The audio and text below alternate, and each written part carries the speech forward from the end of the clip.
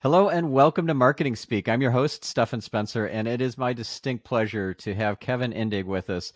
Kevin leads SEO as director at Shopify and is the creator of the Growth Memo newsletter and the Tech Bound podcast. Before Shopify, he ran SEO and content at G2 and Atlassian and helped companies like eBay, Eventbrite, Samsung, Pinterest, and many others grow their organic traffic. Kevin, it's so great to have you on the show. Mr. Spencer, it's awesome to be here. Well, I really enjoyed the time that we hung out together years ago now, where pre-pandemic, where we were being hosted by SEMrush, formerly known as SEMrush, and hanging out in cool locales. That was really fun. Great to get to know you there, in a couple of different venues. I think we were in Helsinki, right? And Yes. also not Barcelona, but where did we end up meeting? I think it was Portugal. I didn't make it Yeah, that year, Portugal, but Helsinki Lisbon. Oh, you didn't was make it amazing. to Yeah. Lisbon. Yeah. Yeah, Helsinki yeah. was But amazing. Yep. Yeah. yeah, So, yeah. anyways, thanks What for a coming. Thanks for being here. Now, why don't we get started by geeking out a bit about some of the algorithms that have come out of Google and some of the things that SEOs think Google's using, but actually aren't, like LSI and stuff like that. So there's BERT, there's RankBrain, there's all sorts of algorithm names that Google's put out, but then there are also things like TF-IDF and LSI and Topical Authority and dwell time, and some of these Google's probably not even using. So I'd love to distinguish those two groups for our listener or viewer. Yeah, absolutely. It's a topic that I wrote quite a bit about lately, and one that I'm passionate about. And the one thing I want to call out is that, of course, we don't know for sure what Google is using, what not. And what not. So all we can do is speculate and look at patterns or statements by Googlers. But nobody knows for sure except for Google. Anyway, that being said, there's certainly a kind of paradox for some things or algorithms like TDF, IDF. So what I mean by that is that, well, first of all, we have to like explain the idea behind TDF, IDF. So the basic idea, without going too much into technicalities, is that Google will look at the frequency or occurrence of a term in a document, like a web page, say how often you mention a certain word, and compare that against the rest of its corpus, against all of the pages that it has indexed, to understand what topic this specific page is most relevant for. It's as to simplify it down 10 times, that's really what it is all about. And the kind of the counter argument of people who say that TDF IDF is BS and not valuable is that they say, hey, nobody has the full corpus, nobody has all the web pages indexed except for Google. And so you'll never be able to really get to a specific value.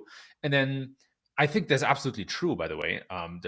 That's a solid argument. And then the counter statement is that there is something about using TF, IDF, or using certain SEO editors that follow some of that methodology, where whenever I use such an editor, I always see better results than when I don't. So there's a theoretical argument and then there's a practical argument. And so my personal experience is that we might not understand the theory behind it, or it might not be logical, but in practical applications, I often see a better outcome when using that. Now, again, is it better to use TDF IDF or some other methodology, right? Like who knows? Who cares, right? I don't think that's really where the magic lies. But there's this kind of difference between practical and theoretical assumptions. And so that's something we see across all of these algorithms that we think Google uses. It's the same with like LSI keywords. Now, I'm not bullish on LSI keywords. I don't think about them or LSI in general. But another one could be pogo sticking, right, or dwell time, where we, as SEOs, we just often see that when the user experience is bad, the page seems to rank worse, and vice versa, right? Like when you see good click-through rates, good dwell time, lower bounce rate, then there seems to be something happening to rank as well. And it's the same kind of story where theoretically you could find all sorts of counter arguments for using dwell time.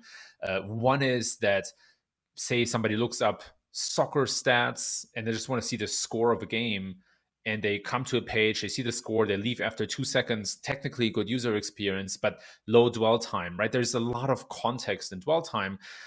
Or that it could be difficult to measure and very noisy. But then on the other hand, you see these practical examples where you work on something that might increase or that has increased dwell time, and then you see ranks going up. So I think the bottom line is, between all the algorithms that we assume Google might use, there's always a difference between theoretical robustness and practical application.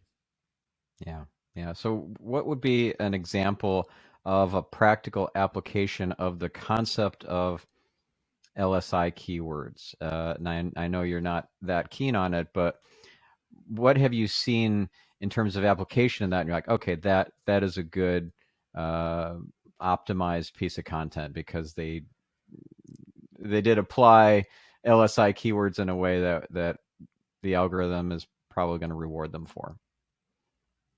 I'm probably going to butcher this topic because I don't look at LSI keywords in my workflow. The way that I've seen LSI keywords being used the most is when people try to map topics to keywords, or just try to understand all the related keywords within a fuller topic. That's when I've seen people applying this idea of LSI, which plays into this idea of relatedness and semantics, and then saying, oh, okay, these are all the semantically related keywords within the same topic, and I need to have them in my content. That's kind of the idea there. And other related concepts play into that as well, right? And like all these SEO editors, whether it's the SEMrush editor or ClearScope or Phrase, or some of the other ones that I forgot, right?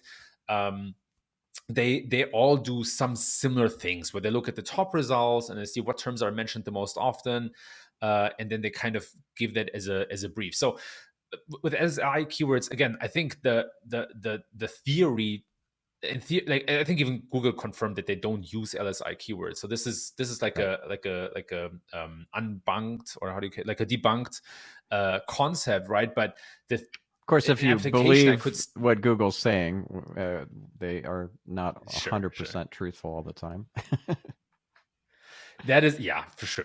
They try to, they rarely ever admit something very, very exactly, and they sometimes get back into phrasing things a certain way, like, oh, we don't use this for ranking, right? But okay, how do you define ranking? And there's so much gray area. So anyway, long story short, for SI keywords, like if you work with that concept and you see good results, then who cares, right? It's SEO at the end of the day is about the result and is about the outcome. And if you, whatever mental framework you have, if it works for you, then it works. So yeah, I'm not too bullish about, but there are other people who are very, very sensitive and very, very bullish about not using any of these outdated concepts, or not having the wrong mental framework. I'm a bit more practical, I assume. Yeah, yeah, sounds good. So let's talk about some of these tools that you just kind of quickly name dropped, like Ryte, ClearScope. There's Surfer SEO as another example. There's a bunch of these tools out there, and I'm curious what your favorites are, and ones that you think that, yeah, they've kind of jumped the shark. They've Yeah. they're no longer Man, such a relevant difficult these question. days. Yeah, the interesting thing is that they start to diverge in different areas, right? So Phrase, for example, they use a lot more machine learning technology to write or outline content for you, whereas others, they really double down on kind of improving the data quality or making the editor more writer friendly. So it's really hard to pick a favorite. We're blessed at Shopify to use many of them, and many of them successfully. I've used them all before, and also at various different companies. So I struggle picking a favorite because they all have their pros and cons. And they all do some interesting things, right? Like Surfer, as you mentioned, they also provide internal link suggestions or backlink suggestions, right? So I would say that in probably a couple of years, we'll see much clearer differences between SEO editors than we see today. So yeah, ClearScope is one that I've successfully used a lot in the past. Surfer, phrase, and then right. I'm sure I'm forgetting a couple, as I always do, and then people get offended. But How about yeah, word I don't think you lift? can go wrong using any of these. Yeah, well, see, there we go. Word lift, Market Muse is, man. I gotta stop name dropping because people reach out to me like, man, you didn't drop my name. Anyway, You I didn't think drop I my don't one. think you Yeah, can yeah. make a wrong decision. Yeah. So, what would be a great tool for identifying internal linking optimization opportunities?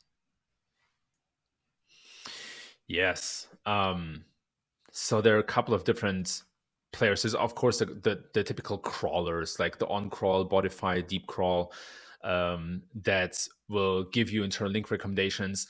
And then one that I've recently seen making great strides is Ahrefs. They in their site audit reports started to show incoming links, outgoing links, and then backlinks as well for the same URL. And that's one thing that I'm super bullish about. So to take a step back, about 5 years ago, I presented this concept that I developed at Atlassian called Tipper, which stands for True Internal Page Rank. And the basic idea is just simply that we are often too narrowly minded by looking at our internal link structure in isolation. And what isolation means in this case is that we run these crawls on our sites, and then we understand, or we basically get an approximation of page rank for our site. And that's cool, but that's only 50% of the puzzle. The other 50% is backlinks, other sites linking to my site. And that's the whole idea, is that linking doesn't happen in isolation. It happens between sites and within sites between pages. And so by simply combining this internal link view with a backlink view, we get a lot smarter about where PageRank accumulates and maybe where PageRank is wasted. I found it really interesting that Ahrefs provides a report that shows both backlinks and internal links. Yeah, like I personally use Screaming Frog a lot still, because it shows me the link position since 2020. And that's a very interesting feature because it allows you to then differentiate between internal links that are in the top navigation, in the footer, or in the content itself, which is where they are the most valuable. So a lot to be said about internal linking. I started liking Ahrefs more and more. I still rely on Screaming Frog a lot. And then some of the larger enterprise crawlers, they start to develop interesting new product features as well. So I guess it depends on what size your company is if you want to pick one. But with Ahrefs and Screaming Frog, you can walk miles with those two. Yeah, yeah. What about Majestic? You mentioned Screaming Frog has that link position capability. Well, there's the link context tool inside of Majestic that shows you where the link is on the page and how many other links, both internal and external, are on the page that's linking to you. That's pretty cool. Super cool. Love Majestics, and they were the first ones to really integrate some sort of a relevance factor in their link reporting or in their proprietary metric. Because a big fallacy in my mind, a big trap that we keep running into in the SEO world is to think that, oh, domain authority or domain or strength or whatever the proprietary metric is the end all be all, but it often ignores the relevance between two pages, right? If I link from a recipe to a cooking-ware product page, that obviously has a higher relevance than linking from a recipe to I don't know what, an SEO tool website. So this idea of relevance and how to understand it is very complex. You can abstract from basic factors like the meta title, but my assumption, to go back to Google's algorithms, is that they look at a lot more factors that determine the relevance between two pages. Heck, they have this whole entity graph, which is this basically this graph that tells you connections between abstract concepts. So Google has a very, very different understanding of the web, and they can leverage that to understand the relevance between two pages that link between each other. So long story short, Majestics is one of the first tools that has done that and that still does it. So I think it adds a very interesting layer of value to internal linking, and I haven't yet played around with it to a level where I compared internal link models between Majestics and other tools, and then say, oh, okay, their link relevance adds this extra kind of level that helps you improve internal linking much better. But it's certainly something that I want to do. Yeah. I really like Majestic. I like the fact that it has a trust score, and most of the SEO tools out there do not. They just have a combined authority metric, which includes trust baked in, but it doesn't just separate that out for you. And there are some really important websites that have really poor trust, and then they don't rank as well as they should. And that's why, or that's part of it. And yeah, Majestic is one of just a couple of tools that gives you a trust metric. There's also LRT, linkresearchtools.com.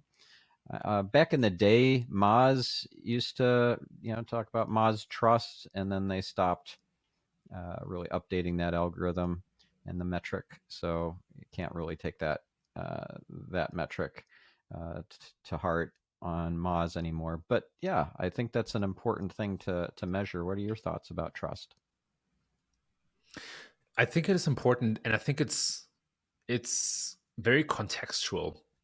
So I remember when I used to do these link audits manually, and you would have to come up with our own trust algorithm. And it's not a fancy algorithm, it's really just a set of decisions you make, like does the link come from a site that still gets traffic? Does the link come from a page that's still indexed? Are there any other spam signals you can determine, right? Like there are lots of signals you can combine into trust. And I think the benefit and the challenge of a proprietary metric is that it's simple, right? Like you can just look at this metric and get a feeling for trust. But the downside is you don't know what flows into that metric. And so I'm a fan of either transparent proprietary metrics where the companies just say, hey, this is what goes into that metric and how we understand it, or into just very basic metrics, right? Visibility is another one that can be super helpful, but you might not always know what goes into it. Can be keyword position, search volume, but do they factor in seasonality, or do they factor in SERP features or something else? So, you get the problem. So love the idea of a trust metric, and I love it even more to I love the idea even more to really understand what goes into that trust metric, so we can build the necessary context to act on the metric. Mm-hmm. Yeah, and then there's this one aspect of trust inside of Majestic that doesn't get a lot of discussion, but I'm curious to hear what your thoughts on it. It's topical trust flow. And I know you've written about Topical Authority and on your blog, but I'm curious about topical trust or topical trust flow. Is that something that is useful for an SEO practitioner to look at? See, for example, that the top categories in topical trust flow are completely unrelated to the company's industry and the genre that they're in. Such a good point, Stephan, because so maybe we start by like outlining the idea behind topical authority. The basic idea is to say that Google understands what topics websites are experts in or authorities in. An example would be Shopify is an authority for e-commerce. And the way that they would understand that is by looking at the content or the pages that this site has. So if I, as Shopify, write about 50 different subtopics within e-commerce, that makes me more of an authority than if I only have one article about e-commerce. And I think, first of all, we don't often enough define how we understand these buzzwords that we often throw around in SEO. And second, I don't think that's really how it works. I think there's a lot more nuance to it. For example, backlinks, right? Like backlinks in my mind are still a strong signal and super important. And they go into this idea of authority. Usually when we speak about authority, we first mean backlinks. We don't speak about content. And the idea of topical authority is to say, hey, you also want to demonstrate your expertise and authority by creating really high value content for a certain topic. Another idea that's kind of implied in this idea of topical authority is to say, hey, if you write about all the related long tail keywords of a short head keyword, your chance of ranking higher with that short head keyword increases. And so I'm let's say I'm healthy in a healthy way skeptic about that this is really true. I think there are lots of different ways that Google can assess your authority for a topic, but I don't know how much of a ranking signal that really is. Now, does that mean you shouldn't write about these topics? No, absolutely not. You should write about these topics. You wanna fill out topics with content and write for keywords that are important for that topic. Why would we as Shopify not write about all the e-commerce related keywords, right? The question is, how much does it move the needle, and kind of what are the mechanics behind that? So when we think about a metric, a backlink metric that is related to topical authority, I think it was you mentioned it was called topical trust flow. Then the way that I would understand that is to say, do I get a backlink from a site that has a high authority for a topic that's important to me? And so what would have to be true for that is that this metric understands, or the tool understands, how high the authority is of another website, how high my authority is, and what the subtopics are within that topic. And so I don't understand the metric well enough to say that this is perfectly true. But I'd be very interested to see what are the correlations between better rankings and this trust flow metric. And I think that's kind of a big kind of summary of what we're talking about here, is that, like, how do all these concepts actually relate to outcomes, and can you replicate them, right? Can you build more links with topical trust flow and then see a clear uptick in ranks? And that would convince me to say, oh yeah, this is totally a thing, and this makes total sense. Yeah.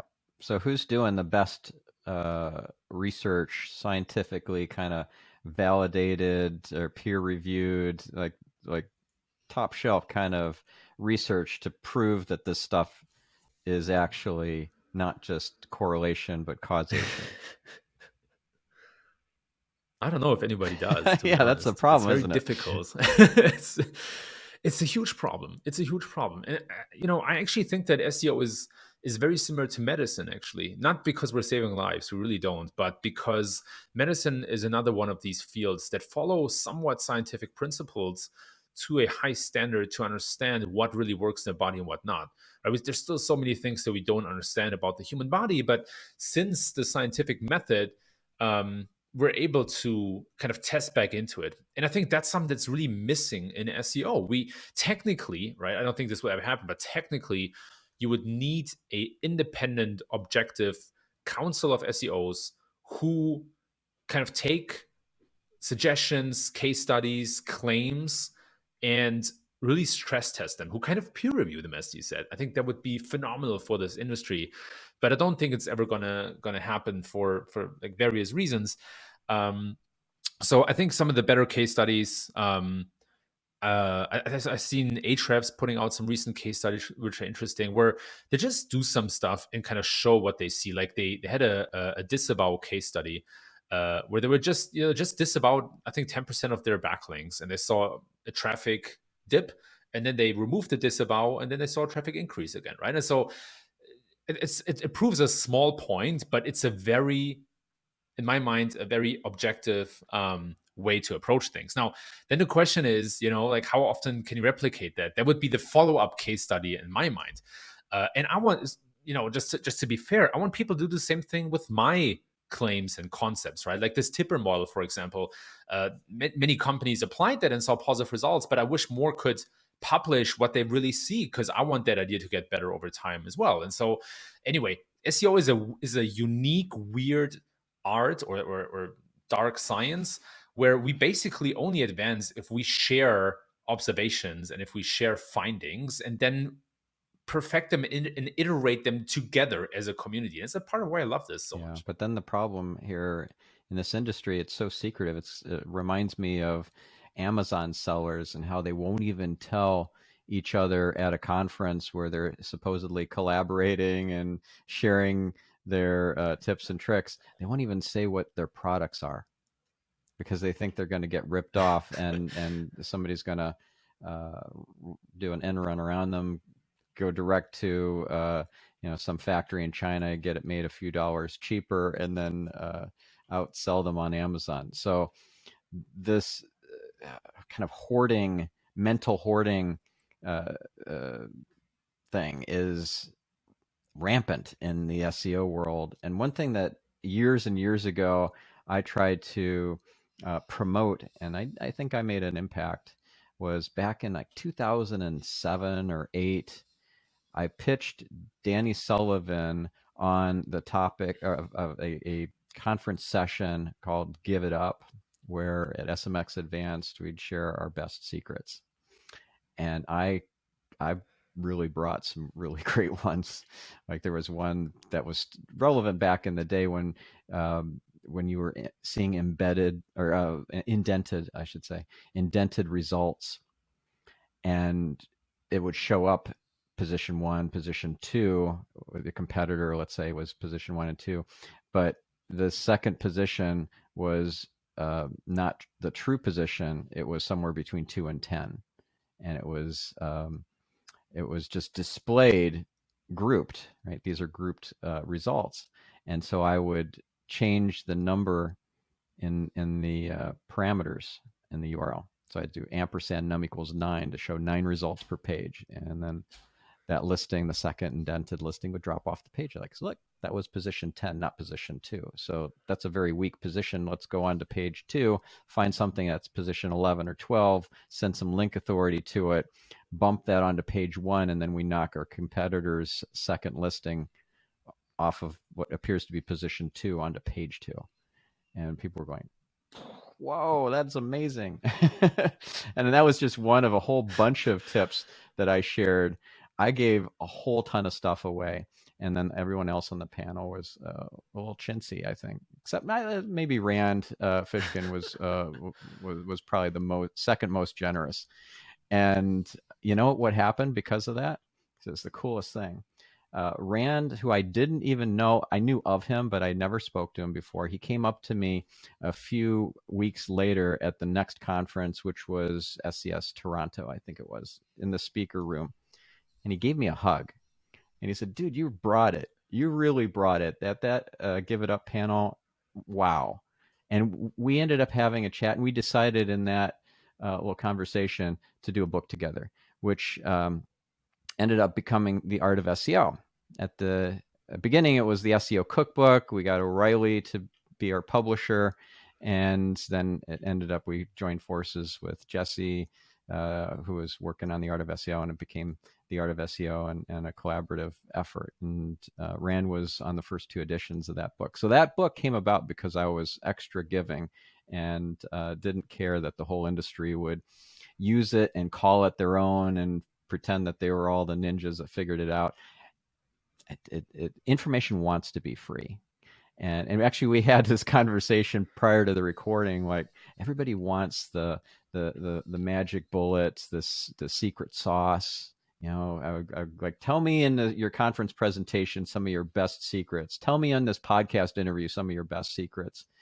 And that's kind of unfair to ask that, because you spend a lot of time building that arsenal, but yet information wants to be free. And when you let it out for the world to use, and then you get these wonderful kind of side effects, you know, it's like you get karma points, I think.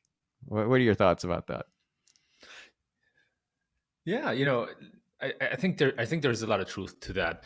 I try to give away a lot of my newsletter for free, right? Like once a week, I write something that I hope has value, and I try to embed as much as possible. Now, the reality is also that this can be a competitive advantage for companies. This can be millions of dollars worth, right? And at Shopify, for example, I have whole teams with data scientists, engineers, designers who work on understanding some of these competitive advantages, testing them in a very rigorous manner. And so I think there's also an art to when to kind of release information into the world. And I'm very, very diligent about, like, I'm not giving away what I'm working on right now. I might give away some that worked a couple of years ago. They might still work, right? But I'm not kind of destroying the competitive advantage for a company that I worked at, or giving away something that is very sensitive, right? So there's a fine balance that I'm all bought into, right? And so I mentioned before that SEO is a art that lives from open sourcing some things, and I think part of that is also to give away some tricks here and there. And I think everybody kind of weighs that for themselves. Like, hey, am I giving away something that would really help me right now in front of a large audience that maybe has cost hundreds of thousands or millions of dollars to get to? Or am I giving something away that, is maybe not as sensitive? Because I also believe that there are no real secrets left anymore in SEO. There might be some things that help you understand, if you're eligible for a feature snippet or some other stuff, right? Like some of these things that are not, you don't roll them out on your site across the board and then you see an immediate uptick in traffic, right? It's much more something that you can apply to better understand something. And so Tipper is a perfect example of that. This other model, right? This concept, like you said, Atlassian was a competitive advantage in something like brought in real dollars, and not little, like a lot of dollars. And but it's not some, like it's a tool to understand and act on. It's not the act in itself. And so when we open source, I think where we can be very free is to just say, hey, this is how I came to this conclusion. And this is another thing that I'm bullish about, is like, teach a man to fish, this whole kind of thing. I don't like giving away these SEO tricks, because first of all, I don't think there are many left, or maybe there are none. And second of all, then what are you going to do to get the next trick, right? Like, rather learn how to test yourself and how to find these things yourself, and then you don't need the latest trick. You'll find the latest trick yourself. So I think this, as you mentioned, like execution, mindset, understanding, so much more important than the latest little rich snippet thing that will lead to an increase in traffic, if that makes sense. That makes sense. That makes sense. I do like when you recommend a strategy or a tactic or hack or trick or something, to give credit where the original source, the originator, produced it. For example, if I'm going to recommend somebody consider the evil twin strategy, which is where, let's say, you write for your blog, but you also write for a third party news outlet. Let's say you're contributing to Inc. magazine or whatever, right? And they want exclusive content. So the evil twin concept is simply, right, you're basing the second article on the same research. It's a kind of a flipped version of the title, and the the content is a rewrite based on the same research. So you're not starting from scratch. So it's, instead of the 7 best practices of the largest SEO tool providers or something like that. And it'd be the flip side of that would be the 7 biggest mistakes that new SEO tools always make. Right. So you just flip it. And that comes from Andy Crestodina. Right. Now, you might say, well, that's not really a secret. It's a clever strategy, but you don't hear it in normal parlance. You don't hear this approach talked about in SEO circles all the time. So give credit where credit's due. Yeah, I absolutely believe in that, because I mentioned before that ideas build on top of each other, and it's actually very rare that one person has an absolutely unique idea. You previously quoted Kevin Kelly when he said information wants to be free, or maybe he quoted someone else. Huge fan of Kevin Kelly. He also said that everything is a remix of some sorts, and I believe that's true, right? Like, even like, there's so many examples in even the tech world where Apple built on some other inventions and so on. So I absolutely believe that credit is important, because a lot of these ideas originate from somewhere else than yourself. And it goes back to this idea of crowdsourcing, where it's just like you accept that this is a hive mind situation, and you just credit the people who came up with it first, or maybe came up with part of the idea. Funny thing is that when I published this whole material about Tipper, Dennis, who used to work at eBay and then Fanatics and Airbnb and whatnot, Dennis Roddegebure, he came out and he was like, hey man, I actually like had the same thought around the same time about how to combine internal and external links. So these things are not patents, right? Like, none of these ideas are patents. They're like kind of crowdsourced ideas. And maybe sometimes you just sit in the conference and the presentation and you pick something up and you forget that it came from this presentation, and then like years later you have this idea and you combine two ideas. So long story short, I'm all for referencing and attributing people and giving credit where credit is due, because we're all kind of, I actually hate this name, but we're kind of all in this together, right? Like we stand on the shoulders it's a of very giants. synergistic. Yeah, exactly. And you want to be humble and just acknowledge that.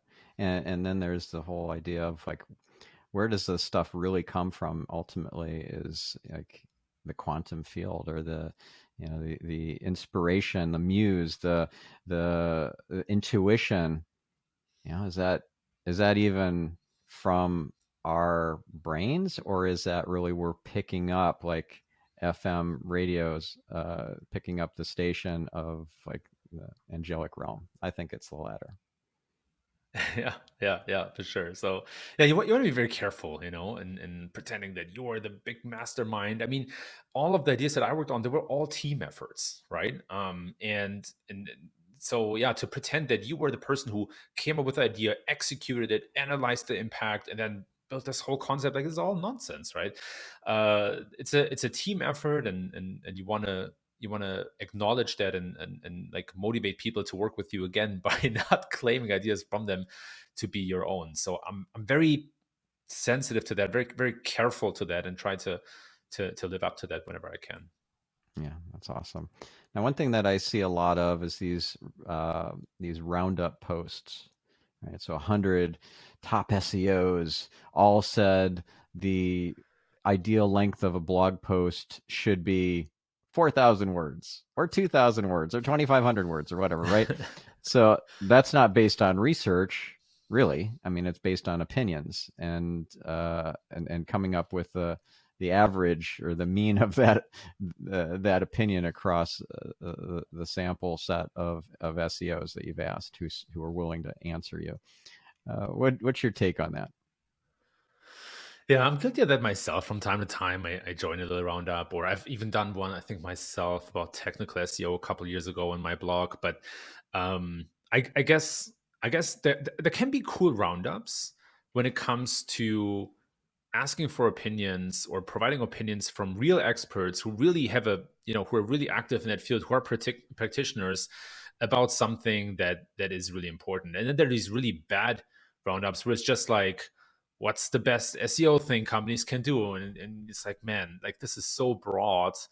It's just, just to have some of the people on the blog. So I think you can What's your do it in best an SEO elegant way. hack? Your secret. Yeah. What's your top secret? Yeah. The top secret is to hit exactly 4,000 words, and then or LSI keywords. So it's like, it's all this. Yeah. I think you can do this in an elegant way that is actually useful. Like, I want to know, for example, what we spoke about Rand Fishkin earlier. I want to know what Rand Fishkin thinks about audience development or audience segmentation. And there are probably 5 other people who I would really want to know what they think about that. So if that's a roundup, that's amazing, right? But if you ask Rand Fishkin about the latest usage of memes in social media, like, I don't care about that. That's not really his expertise, or where he spends most of his time. So if you do a roundup, like, be super specific. Make sure you have experts who are actually in that field and that don't just have a big name, and then like do it in a way that it actually provides value for your audience. Like, don't restrict experts in how much they can contribute. Don't cherry pick a statement to make it more clickbaity or some stuff like that. So like similar to how a podcast works, I think you can do it in a really good, helpful way, and you can do it in a very poor, shallow way. Yeah. Speaking of Rand Fishkin, I love that guy. So he has the most amazing tool. Him and Casey have developed SparkToro to something super incredible.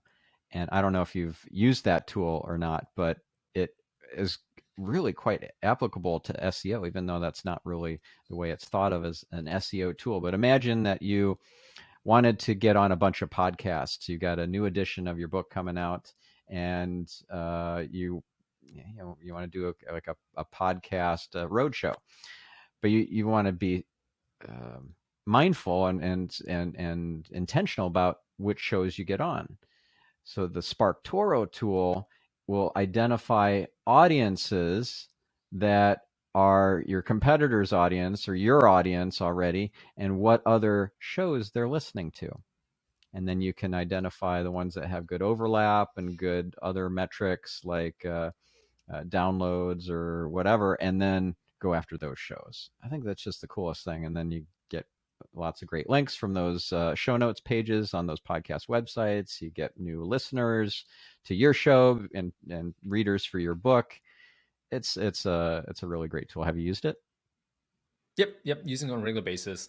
Fantastic tool. And in my mind, it's so symbolic for the evolution of SEO as well. I mean, we all know Rand is the founder of Moz, and there was initially at least a very SEO heavy tool, and then he leaves. I mean, we all know the story about Moz. He's very public about that, and like he eventually like leaves Moz, and then he starts SparkToro, and so SparkToro much more of a, as you said, like identifying audiences, followers, and target segments. And to me, that's very symbolic because SEO used to be this very tactical thing, like optimize your title, optimize your H1, and do these kind of things. And that is still somewhat relevant, but there's a growing factor of stuff like popularity, or how many people search for your brand, or mentions, not even links, like, but just mentions from other pages, and all these kind of like very fuzzy, blurry things that are more difficult to quantify. And when I started like over 10 years in SEO, that factor was maybe 1% or maybe 5%. And today, in my mind, that factor is maybe 30% of your success. So there's a growing factor that's really hard for us to reverse engineer. But by building communities and by identifying the target audiences to go after and really crafting your content and what you do for them, you see, you see better results even in SEO, right? And so, yeah, to me, it's just very, very symbolic. And I agree with you that SEOs need to like break out of their box and consider things like brand marketing or maybe even positioning. Like very, very far away concepts that start to have a bigger impact on SEO because Google gets so much better in understanding these fuzzy things. Yeah, yeah. Now you mentioned mentions. Do you think that unlinked mentions count towards your overall authority? I think so.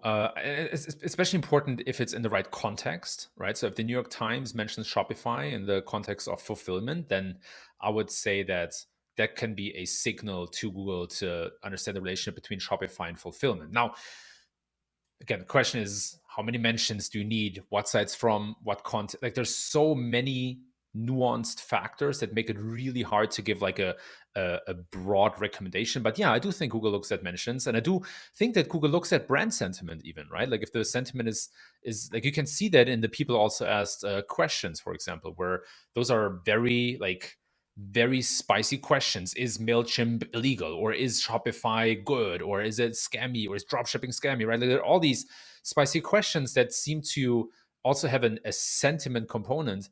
And I think that Google looks at all of these signals. But then the big question is, how much of an impact do they have? How can you influence them really? Like, brand sentiment is something that can be difficult to, not impossible, but difficult to control and impact. So it goes back to this idea how to apply this, how to actually act on this information. But yeah, I think Google picks up a ton of these fine grained pieces of information, as far as even like what sources do you cite when you write about medical content. Yeah. This is becoming more of a black box. At the beginning, everyone was trying to figure out what the black box of Google was, how it worked, poring over the patents as they would get released, and knowing full well that this could be a boondoggle.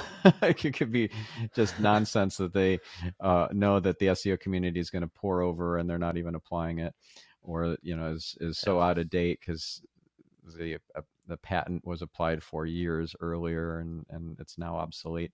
So we're seeing a lot more of the obscurity, opacity, and black box nature of Google as time goes on, because we're moving into the brave new world of AI, and eventually to be autonomous general intelligence, where AI will be so smarter than us at just pretty much anything.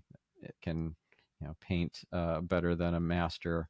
It can come up with, writing a symphony or better than Beethoven, that sort of thing.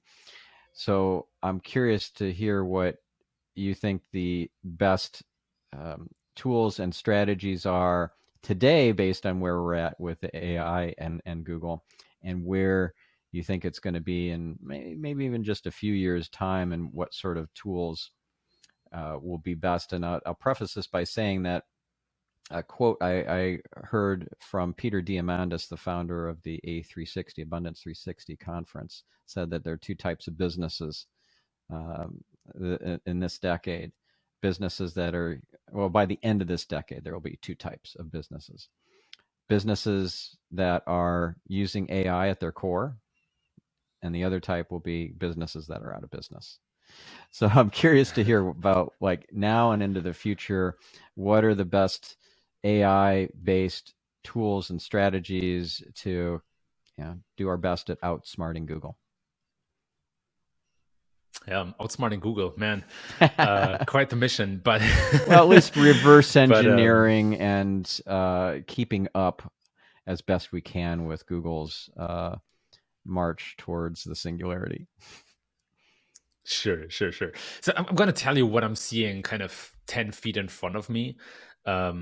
I think that's going to be most valuable because, as much as I'm fascinated by the topic, I'm not an AI expert, unfortunately. And a lot of the math is over my head. But I see some applications. So number one is content. We're starting to see today tools that will provide good outlines for articles, or where you can even insert 1,000 products and they will write good descriptions that are valuable to users. So, the way they understand content is that there is a spectrum, and at the very bottom of the spectrum is content that is basic, like super boring, low skill, like write a product description, for example, or maybe even a meta description. And at the top are unique insights, beautiful stories, super high skill, like 10-year writing experience types of content. And we're starting to see AI being able to serve the bottom of that spectrum and probably slowly making its way up. Now, the question is, can AI get to the top of the spectrum ever? Or is there a cutoff point? And how long will it take for incremental progress? So there's a lot of open questions, but we can see today tools that will do this for you, and they will do it decently well. And it's probably for the good for everyone, right? Like which writer wants to write 1,000 product descriptions or 1,000 meta descriptions and stuff? So that's one thing. The second thing is tools that help us cluster keywords, group keywords, find keywords, very basic linear progressions. And you can argue if that's really AI or if it's something else, right? If it's really just really good statistics, it's more of a meta conversation, but it's the same type of machine learning algorithm or statistics that you can use to understand outliers in your PPC campaigns, where you have exceptionally good click rates or high costs or whatever, right? Like this is something that becomes a standard in the industry. And then the third one that I'm most excited about personally are tools that use some sort of a machine learning algorithm to help you better understand what's happening in the search results. I think that's where we can, as SEOs, find the best leverage to compete in Google. And here's what I mean. So we used to have these 10 blue link, very simple, basic search results. And then Google started to integrate vertical search. So they would start to show images from Google Image Search or maps from Google Maps and videos and all these kind of things. And today, the search results are full of these SERP features, which don't just include vertical search, but also knowledge graph integrations, direct answers, featured snippet. People also ask image carousels, video carousels. There's like this endless amount of SERP features, and they're multiplying like rabbits. It's like crazy. On top of that, like search results change more than ever before. There's this constant volatility, and there's like very little stability. And first of all, that is something I think most SEOs don't talk about nearly enough.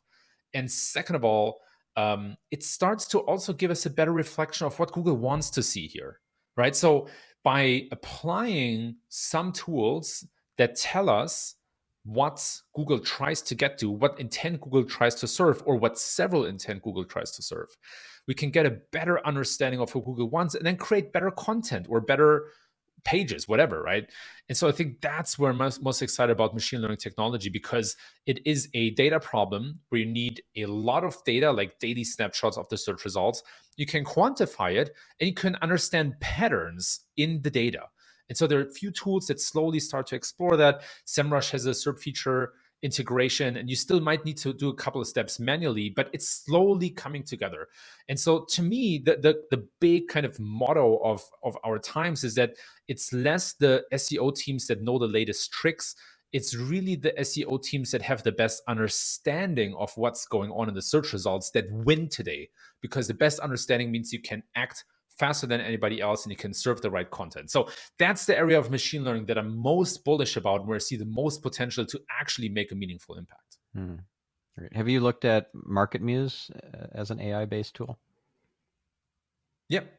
MarketMuse does some really cool things and constantly evolving their tools. So yeah, keeping track, friendly with Jeff as well. Yep. Awesome. I'm about to be on a webinar with them. They're having me as their guest in a few hours. Yep. Nice. There's another tool set that I'm curious to hear what your thoughts are. These are tools that do log analysis. That was all the rage way back in the day, but there are still log analysis tools out there. And you mentioned Screaming Frog earlier as a great crawler. Well, of course, there's also, you mentioned Botify, Deep Crawl, OnCrawl. Those are out in the cloud, and Screaming Frog is one that's on your desktop that crawls a website. But then there's Screaming Frog Log Analyzer, and that takes your log file and will process it, analyze Googlebot behavior on your site, for example, based on the server logs. And how important or valuable is that these days? I think it's hugely valuable, especially for large sites. So I'm a big fan of log analysis because you can get so much out of there. It's a true source of understanding how Google interprets your site. And so I think, if you have a smaller blog or something, it won't matter much. But if you work with a highly templatized site that maybe has a couple 100,000 or even millions of pages in Google's index, you really want to dig into logs on a constant basis. And so a couple things you can understand is how many pages does Google crawl on a daily basis, weekly, monthly, yearly, and does Google even crawl all pages, right? most SEOs, or a lot of SEOs, don't have an answer to that, and it's really, really important because that tells you more about how Google understands your site. Can they even find all pages? Are there orphan pages, or are they of such low quality that Google doesn't want to spend any crawl budget on them? These are super important questions, because it can mean the difference between making more money and less money. Think about, say you're a real estate site like a Zillow. Like, of course, Zillow needs to know if all of their pages are crawled, because what if, say, their city pages are crawled, but not their I don't know, suburb or town pages or whatever smaller subset you have of that. So a lot to be gained out of that. I'm a big fan. And I think, the biggest challenge for log files is actually getting access to log files and filtering log files. So they often are very large if the company even stores them. I know lots of companies that delete them after 24 hours, right? And you're deleting SEO gold there.